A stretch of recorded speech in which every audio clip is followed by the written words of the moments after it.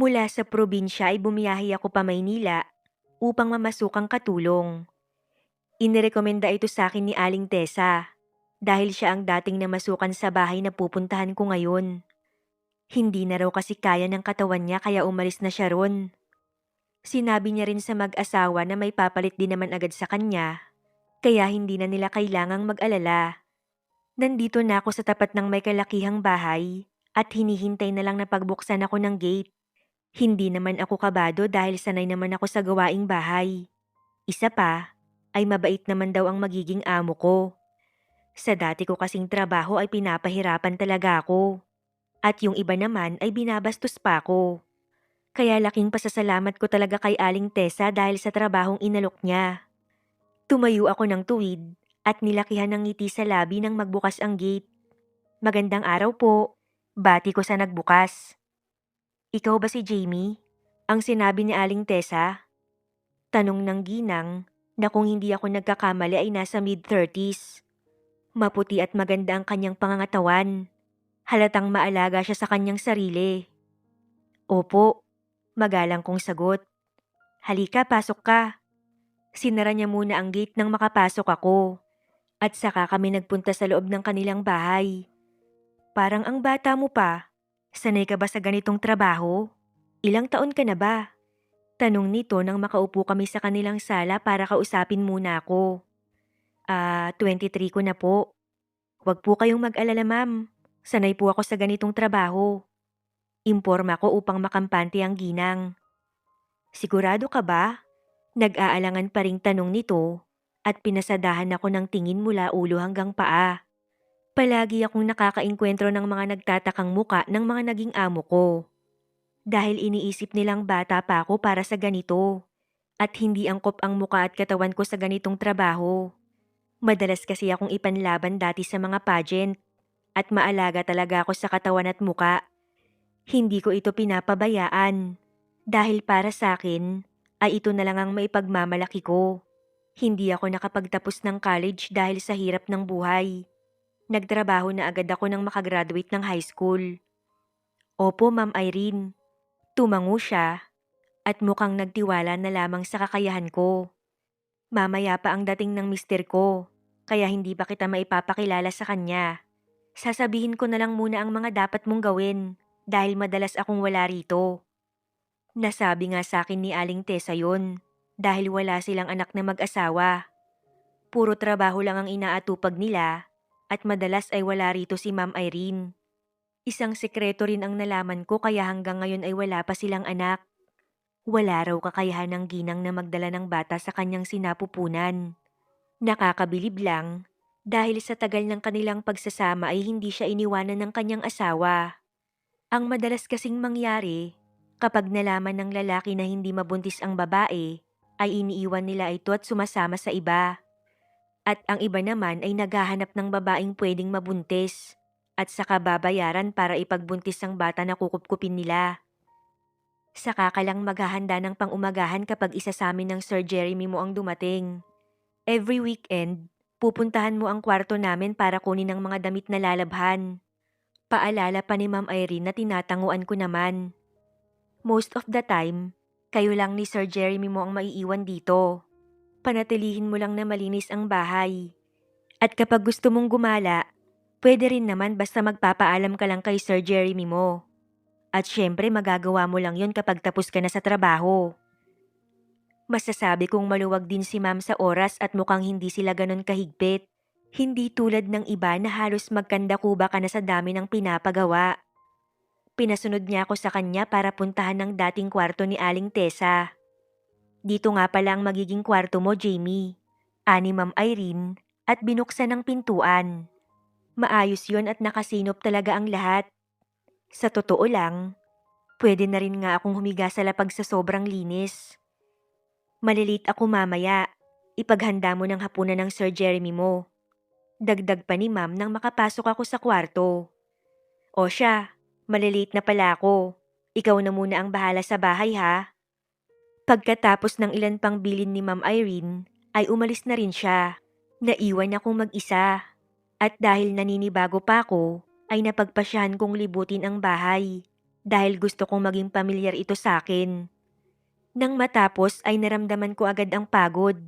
Hindi dahil sa paglilibot ko sa loob ng bahay, kundi dahil sa biyahe na ngayon lang umepekto. Saglit lang akong natulog sa kwarto. At nang mag-alarm ang phone ko, ay bumangon na rin ako agad. Naghilamos muna ako bago naghanda ng pagkain ni Sir Jeremy. Binuksan ko ang ilaw sa kusina at nagsimula sa paghiwa ng ingredients. Maya-maya pa, ay nakaramdam ako na para bang may tumititig sa akin.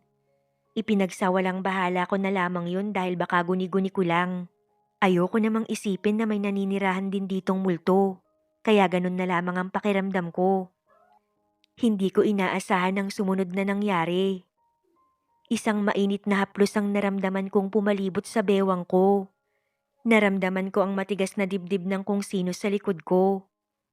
Natigilan ako sa paghiwa at para bang bumaon ang magkabila kong paa sa simento dahil naistatwa ako. Ang aga mo yata ngayon, Han. Namiss kita. Bulong ng lalaki sa tenga ko na nagbigay ng kiliti at kilabot sa buong sistema ko. Hindi rin ako nakapagsalita at para akong napipi dahil sa naramdaman. Napakagatlabi ako nang biglang umangat ang damit ko at mas lalo pang naging mapangahas ang lalaki. Hindi ba dapat sumisigaw na ako ng tulong ngayon dahil sa pangahas na lalaking to? Ni hindi ko siya kilala tapos heto siya at malaya ang kamay na humahawak kung saan-saan.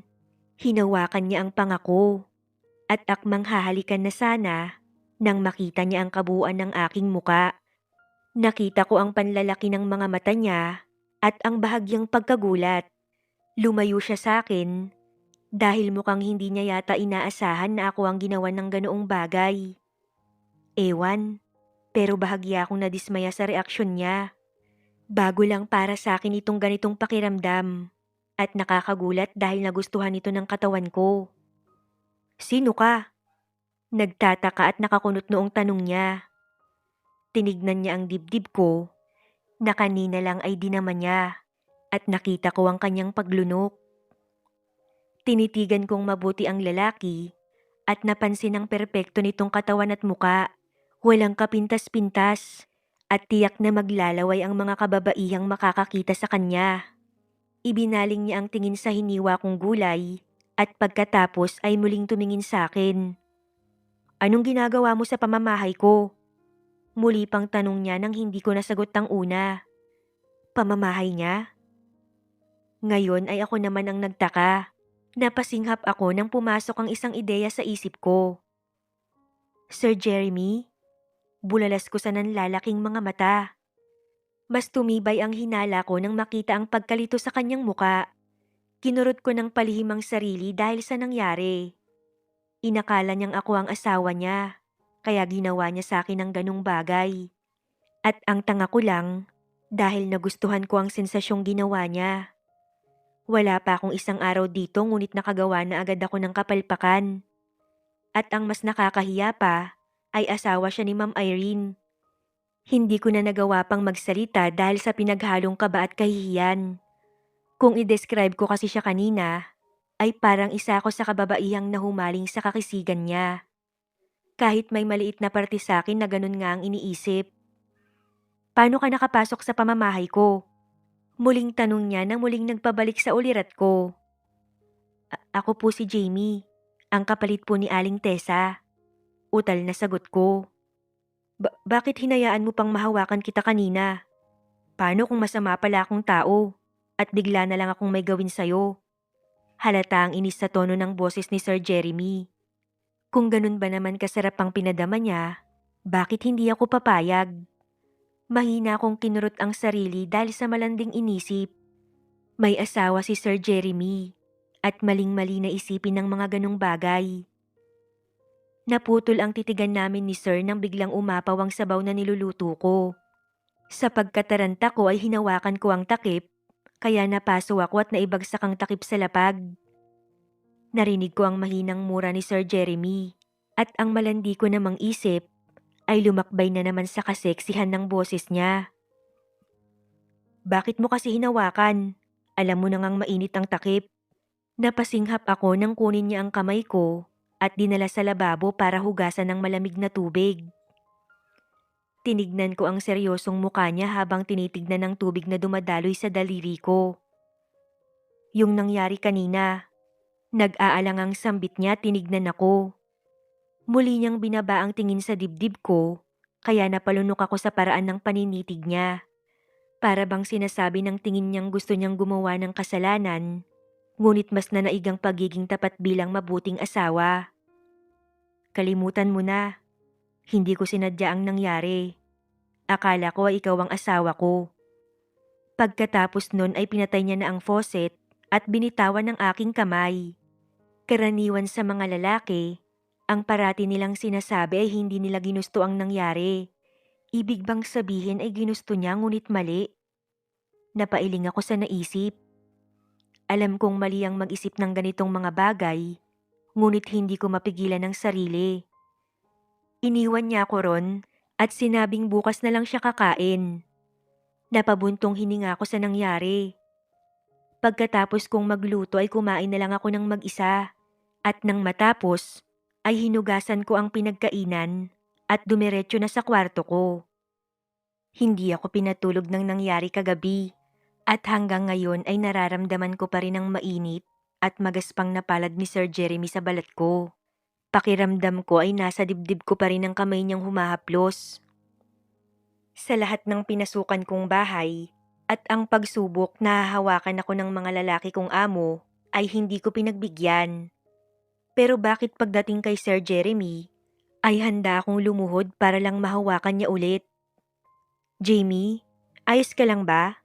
Napabalik ako sa ulirat nang marinig ang boses ni Ma'am Irene sa tabi ko. Nagtitimpla siya ng kape para sa asawa at ako naman ang nagluluto ng almusal nila. Yes ma'am, ayos lang po. Nginitian ko siya bilang paninigurado. Pagkatapos mo dyan sumabay ka na sa amin ng sermon na kumain.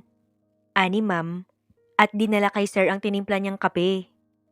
Ramdam ko ang ilang sa pagitan namin ni Sir Jeremy dahil sa nangyari kagabi. Ni hindi namin matignan ang isa't isa dahil pareho kaming nahihiya kay Ma'am Irene. Napansin ko ang pagiging maasikaso ni Ma'am Irene sa kanya. Kulang na nga lang ay subuan pa niya si Sir dahil parang hari ito kung ituring. So siguro naman kilala mo na siya dahil nagkita na kayo kagabi? Wika ni Ma'am na walang kaidi-ideya sa ginawa sa akin ni Sir kagabi. Nasamid si Sir Jeremy sa kaping iniinom, kaya mabilis siyang binigyan ni Ma'am ng tissue. Naitago ko ang malanding ngiti dahil mukhang naalala niya ang kanyang ginawa. Opo Ma'am, nagkakilala na po kami ni Sir kagabi. Ang sarap po sa pakiramdam ng pag-welcome niya. Makahulugan kong sambit habang nakatingin kay Sir. Napakunot ang noo niya at nakita ko ang pasimple niyang paglunok. Narinig ko ang pagtawa ni Ma'am Irene na mukhang hindi nakahalata sa sinabi ko. Mabuting tao talaga tong asawa ko, Jamie. Kaya hindi na ako nagulat na gano'n ang pag-welcome sa'yo. May pagmamalaking sambit ni Ma'am Irene. Napangiti ako at pinigil ang pagtawa dahil walang ideya ang ginang sa kung ano ang sinasabi ko. Halata nga po ma'am, nangingiti kong wika. Lumipas ang isang linggo na iwas sa akin si Sir Jeremy. Baka nga talaga hindi niya ginusto ang nangyari at hindi niya sinasadya. Hindi ko nga rin alam kung bakit ako nakakaramdam ng lungkot sa kabila nun. Ni hindi ko inisip ang mararamdaman ni Ma'am Irene. Ang ayos ng pakikitungo niya sa akin. Ngunit lingid sa kaalaman niya ay pinagpapantasyahan ko na pala ang asawa niya. Siguro first time ko palang maramdaman to.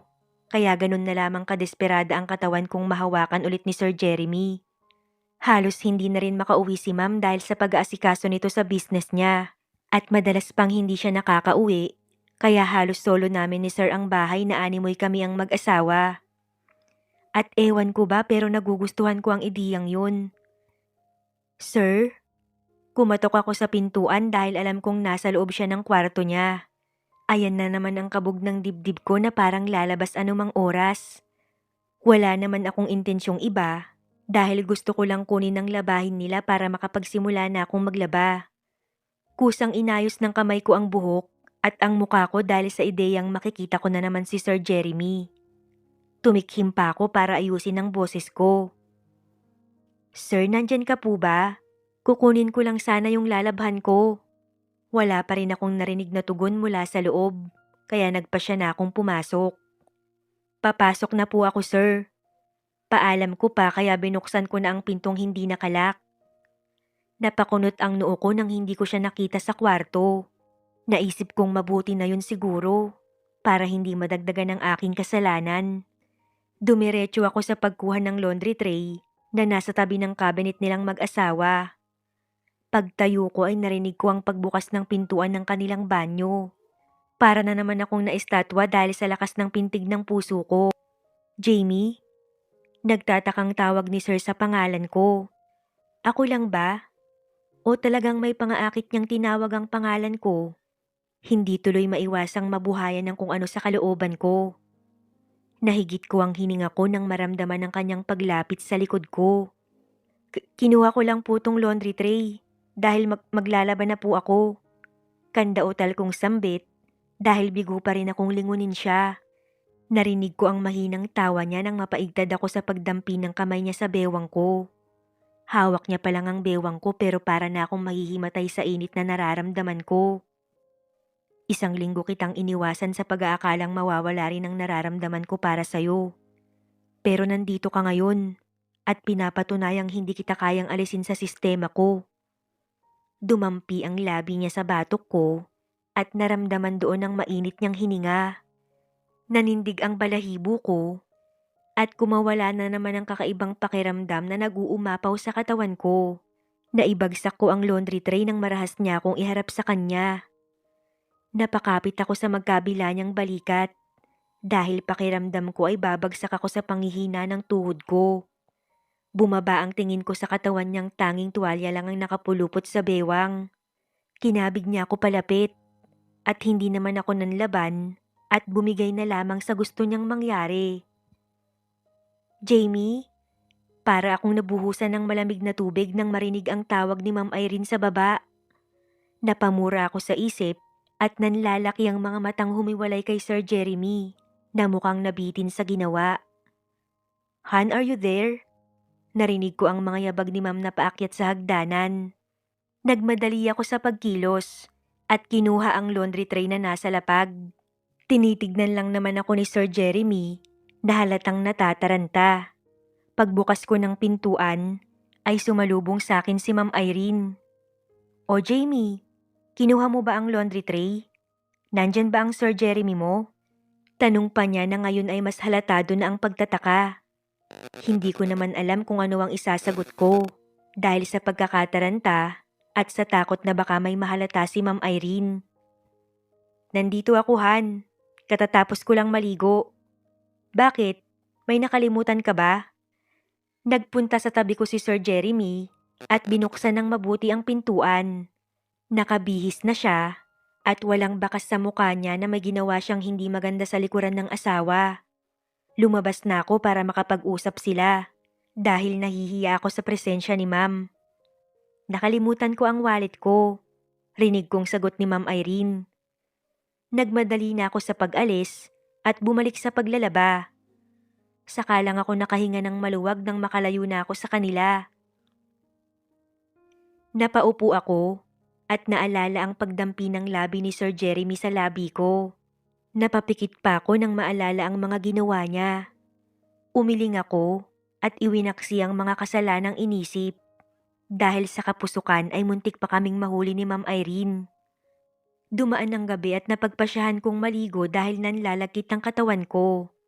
Nakaramdam ako ng pagkauhaw kaya lumabas ako ng kwarto at dumiretso sa kusina para uminom ng malamig na tubig. Tumingin ako sa itaas kung saan naroon ng kwarto ng mag-asawa. Maagang dumating si Ma'am Irene kaya hindi na kami nakapag-usap ni Sir Jeremy tungkol sa nangyari sa amin kanina. Pagkatapos kong uminom, ay namalayan ko na lang na dinala ko ng mga paa ko sa kwarto ng mag-asawa. Idinikit ko ang tenga ko sa pintuan at nakarinig ng malakas na ingay na nanggagaling sa kwarto. Nagtaasan ang mga balahibo ko sa katawan at napalunok pa dahil sa kakaibang tunog na naririnig. Yung tunog na tila nahihirapan, ngunit nasasarapan. Pumasok na kaagad sa utak ko ang eksenang ginagawa nila. Kaya napalunok na lamang ako at naramdaman ko na lang na basang-basa na ako. 12:00 na ng gabi, kaya natitiyak kong natutulog na sila. Ngunit kabaliktaran pala ang nangyayari. May milagro palang ginagawa ang mag-asawa. Nakaramdam ako ng inggit kay Ma'am Irene. Wala sa sariling binuksan ko ang pintuan na hindi nakalak sa maingat na galaw.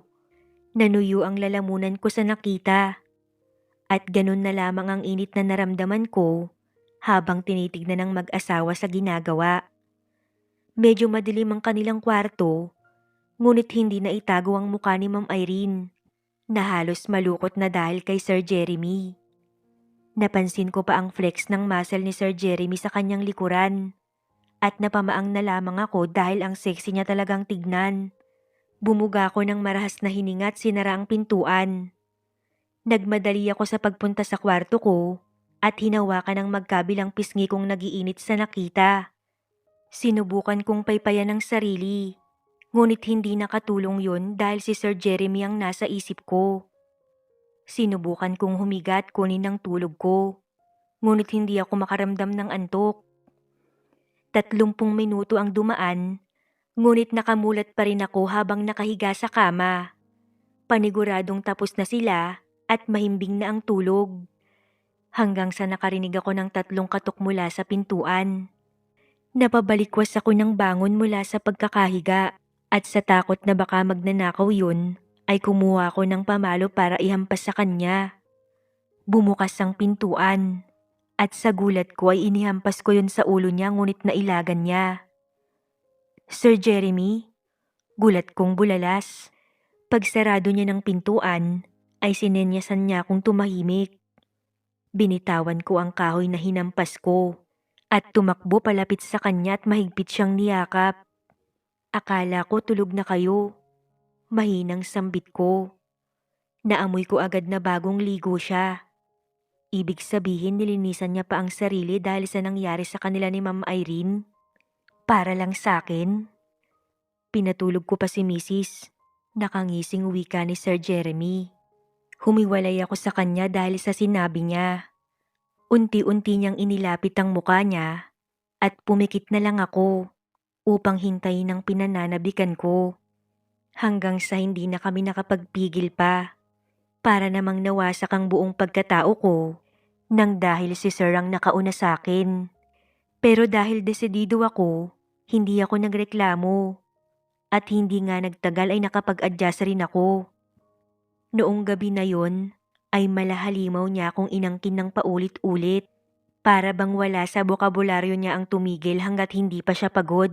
Nadismaya lang ako nang tigilan niya ako at lumabas ng kwarto upang lumipat sa tabi ng kanyang asawa. Kinabukasan ay paika-ika akong naglakad habang papunta sa kusina para ipagluto ang mag-asawa ng agahan. Ayos ka lang ba, Jamie? Pansin ni Ma'am Irene nang mapansin ang paglalakad ko. Paano ba naman kasi? Hindi ako tinigilan ng asawa mo. Gusto ko mang sabihin yan ay hindi naman pwede. Natapilok lang po ako, ma'am. Sagot ko at tinignan si Sir Jeremy na nakangisi sa akin. Nang matapos sa pagluluto, ay nagsabay-sabay ulit kaming kumain. Siya nga palahan, hindi ako makakauwi ng 4 na araw dahil sa business na kailangan kong puntahan. Kailangan ako dun kaya hindi ako pwedeng mawala. Paalam ni ma'am sa asawa. Ganun ba? Gusto mo bang samahan kita? Tanong ni Sir kaya napakunot ang noo ko. Doon na nga lang kami magkakaroon ng oras para sa isa't isa tapos sasama pa siya. Hindi nahan, may trabaho ka rin namang inaasikaso. Tanggi ni ma'am kaya nakahinga ako ng maluwag. Kinabukasan lang din ay umalis na si Ma'am Irene. Kaya nakaramdam ako ng tuwa dahil masosolo na rin namin ni Sir Jeremy ang isa't isa. Hindi ka ba natatakot, sir? Na baka isang araw ay mahuli tayo ni Ma'am Irene? Tanong ko sa kanya habang pinapapak niya ang aking leeg.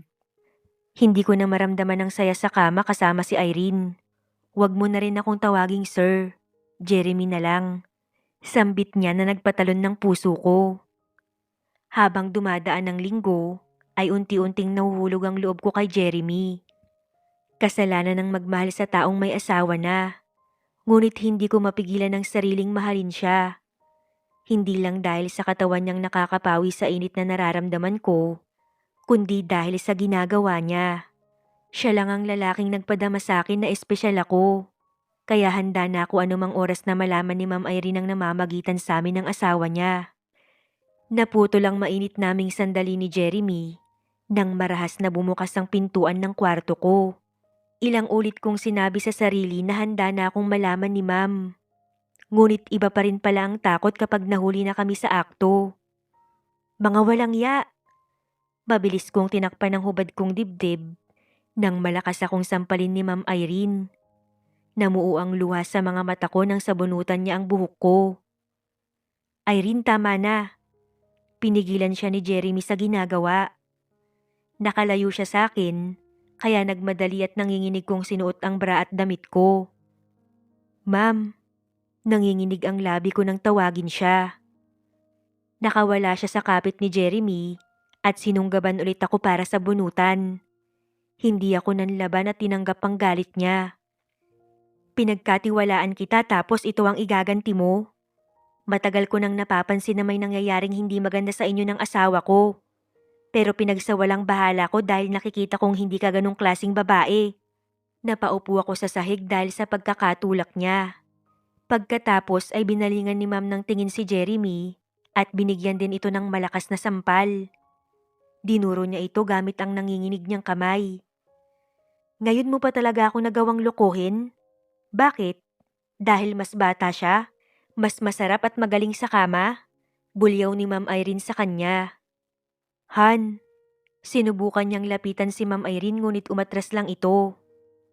Mahal mo ba siya? Tanong ni Ma'am Irene, kaya nag-aalangan akong tinignan ni Jeremy. Bumagsak ang luha sa mata ko dahil mukhang nagkamali ako ng pinagkatiwalaan ko siya. I'm sorry. Nadala lang ako sa bugso ng damdamin ko. Hingi ng tawad ni Jeremy sa kanya, kaya mas lalo akong nasaktan. Nangangahulog ang katawan ko ang minahal niya at hindi ang pagkatao ko. Mamili ka sa amin ng babae mo ngayon. Ako at ang magiging anak mo o siya. Parehas na nanlaki ang mata namin ni Jeremy sa narinig. Buntis si Ma'am Irene. At doon pa lang ay talo na ako. Dahil alam namin pareho kung gaano niya kagustong magkaanak sa kanya. Ikaw syempre. Nagsusumamong ani Jeremy, kaya tuluyang nawasak ang aking puso. Nagmadali si Ma'am Irene sa pagtanggal ng gamit ko sa cabinet at pinagbabato niya yun sa akin. Umalis ka na ngayon, Jamie, habang wala pa sa isip kong ipakulong ka. Makakarating to kay Aling Tessa. Malamig na sambit ni Ma'am at umalis na ng kwarto. Umiiyak ko namang sininop sa maleta ang mga gamit ko. Nilapitan ako ni Jeremy, ngunit hindi ko siya tinignan dahil nag-uumapaw ang galit ko sa kanya. Kunin mo tong pera para sa pag-alis mo. Sinampal ko sa kanya ang perang binibigay niya dahil pakiramdam ko ay nang-iinsulto pa siya. Hindi ko kailangan ng pera mo. Sigaw ko at saka tumayo. Dala ang maleta ay tuluyan na akong umalis sa bahay nila. Umuwi ulit ako ng probinsya at nakatanggap pa ng kritisismo sa mga kabarangay dahil sa binalita ni Aling Tessa. Pinagsisihan ko ang nangyari at nagsilbing aral yun sa akin. Pinilit ko namang bumangon ulit sa kabila ng nangyari at hindi ko rin lubos inaasahan na magbubunga ang ginawa naming kasalanan ni Jeremy. Mag-isa kong binuhay ang anak namin at hindi ako naghabol pa sa kanya. Sa kabila ng lahat, ay may lalaki pa ring tumanggap sa akin at sa anak ko. Pinatunayan niyang hindi siya katulad ni Jeremy nang tuluyan ko ulit buksan ang puso ko para sa kanya. Parehas naming ibinaon sa limot ang nakaraan ko at nagpatuloy sa buhay ng magkasama at masaya.